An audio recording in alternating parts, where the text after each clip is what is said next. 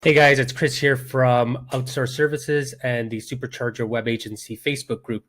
So if you're watching this video, it means you downloaded the website project workshop template. And so I'm just going to walk you through how to go about actually using this template, what it's for, and how you can customize it to sort of meet the needs of that particular client. So first and foremost, this website project workshop, the intention behind it, or what you're going to be using this for, is to essentially do a project discovery with a potential client or prospect. So this is normally something that you'd be charging for, but for those that are just starting out, it's something that you may want to be doing by incorporating it into the project in order to make sure that you're getting on the same page with your client. You're setting up goals, and you're setting up the project to be a successful one, right? So that's what this project workshop is for. Okay, and just like a discovery session, what you're doing through this workshop is getting a better understanding of the project, what the requirements are, so that you can provide a better or more accurate estimate. And that way you're not shortchanging yourself. You know exactly what you need to allocate for this project, right? So the first slide is just a cover slide. Very quickly going to go through these slides here. There's an agenda slide that goes through establishing what is going to be covered throughout this workshop, right? Your goals, the visitors' goals, the content for the website, the look and feel, and the functionality. The second slide is it talks about your goals being the client's goals, right? And here you can basically, here's some already populated bullet points of topic discussions you could be covering in this particular section of the workshop. The next slide is your visitors' goals. So this is, what are the people that are visiting the website? What are they trying to achieve? What information do we need to provide them with? What functionality do we need to provide them with? And this is sort of the point in time in which you're asking those types of questions. Okay, so here are some of the topic points that you can discuss in this particular slide. The next slide is about the content. So this is dealing with things like who's the actual target market, what are the competitors like, what types of products are they going to need to display, or what are the services that they're going to need to market, all that kind of stuff.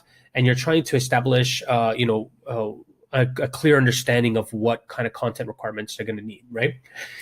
The next slide, it has to do with the look and feel of the website, basically aesthetic preferences and stuff. So here's where you would include things like references to some of the sites that you perhaps think are a good example of what their site might look like.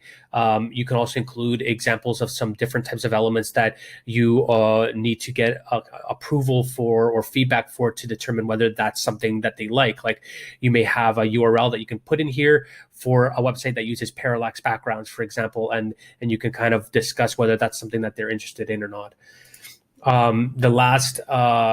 The second last slide here is references for discussion. So this would be, URLs for competitors, URLs for other relevant sites that you think could be a good websites to analyze and have a conversation over to determine what they might need. So it could be other websites that do a similar thing. Like if your client is looking to display events, then it could be other websites that display events, and you can get some feedback from them about what they like and don't like, or what they need and don't need from those references.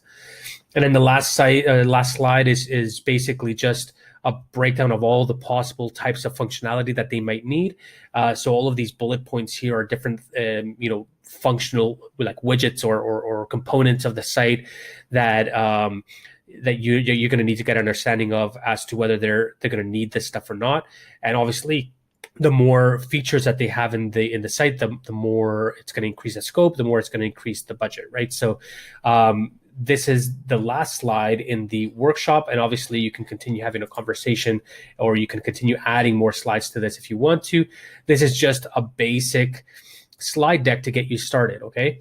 Now, in order to customize this slide deck, what you need to do is go into the slide menu item and hit edit master. So this slide deck is basically set up so that you can easily change the branding of the presentation. So there's really not very many branding items, and that's one of the strategic ways that this template was created, is to still have some level of branding, but to make it minimal so that you can easily update it and move on, and you're not spending a whole ton of time, changing the entire design out. So the only real branded items here are the background color, this accent color, and then the bullet points, which you need to change the color for. So there's two themes to this template. There's a dark theme and a light theme. And the main reason for that is because if you have a light background, then you need dark text. And if you have a dark background, you need white text. And it's really tricky to go through all the slides, even with a master slide, and update all the different text colors. It's actually just a whole lot easier to just have one template that already has all the text as white, one that already has a text as black, and then you can just edit whichever template best suits that particular scenario. So in this case, to customize this here, if let's say this logo was like an orange type logo, and then their secondary color was maybe like a dark brown or something, then you can go into the slide, go to edit master. You'll see here that there's a master slide, and then there's layouts. You want to choose the master slide, and then you want to change the background here to whatever their particular branding is. So let's just go and choose a brown, like a really dark brown color. Okay, we'll go something like this.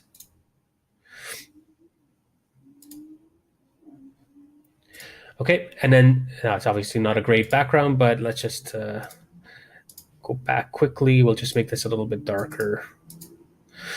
And then what you're going to need to do is just edit this other accent color. So you can change this here, and then maybe choose something like this. Okay, so that once you finish doing those changes, you can just go back here to the main slide. Actually, I meant to... let me go back here. Oops. Reset. There you go. And then you'll see that once you go back to the slide deck, all the slides have been updated. Now, the only last, aesthetic change that you might want to make is to these colored dots here on the top right. And you can make those kind of changes here back in the master. You can just go back in here and you can edit all of these dots. Now, you may not want to do that. You may actually want to just take out the dots if it's too much work to actually go back and edit all these. But basically what you want to do is make all your aesthetic changes in this master slide. And that's pretty much it. And then from there, what you're going to need to do is go into this one, any of these layouts that have the bullet points here, you're just going to need to go into each one of these and change the font color to the branded color. So that would be this orange here. Okay, and you don't need to update all of these bullet points, because unless you think you're going to need to nest this many times when you're doing like lists and stuff, if you don't need to, if you're only going to have like lists that are like one level deep, then you only really need to adjust the first bullet point here. Okay, so something like this would probably suffice. Okay, and if you go back to your slide deck, you'll see that all of that has been updated across the entire slide deck. So you're going to also need to change the URL colors. So you can do that manually. You don't need to, but it's just a good idea to keep everything consistent. And that's pretty much it. The only other thing you're going to need to do is pop in their logo. So just delete this and then go to insert image and then upload from your computer a copy of their logo in here. That's pretty much all there is to it, guys. So if you have any questions, feel free to drop them in the group, and let me know how you guys find this template, and if you guys use it, what sort of improvements or benefits you guys have seen from using this template with your projects. See you guys in the group. Until next time, cheers.